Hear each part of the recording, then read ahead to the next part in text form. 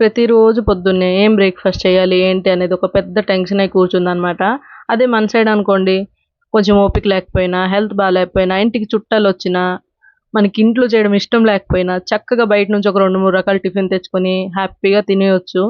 అదే ఇక్కడనుకోండి ఆ ఆప్షనే లేదనమాట. ఎందుకంటే టిఫిన్ షాప్సే ఉండవు ఇటు సైడ్. నార్త్ సైడ్ ఎక్కడికి వెళ్ళినా మీకు ఇది టిఫిన్ షాప్సే దొరకవనమాట. అందుకే డైలీ ఇంట్లోనే ఏదో ఒక టిఫిన్ చేసుకోవాలి. సో, ఇంట్లో చేస్తే హెల్తీగా చేయాలి కదా! సో, ఈరోజైతే పెసరట్టు చేస్తున్నాను. పెసరట్లు మంచిగా రావడానికి ఒక చిన్న ట్రిక్ చెప్తాను.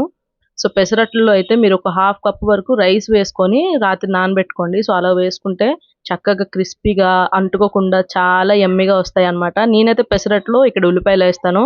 ఎందుకంటే నాకు, మా హస్బెండ్‌కి చాలా ఇష్టం. ఈరోజు పెసరట్టయితే చాలా యమ్మీగా వచ్చింది. చాలా సింపుల్‌గా వచ్చింది.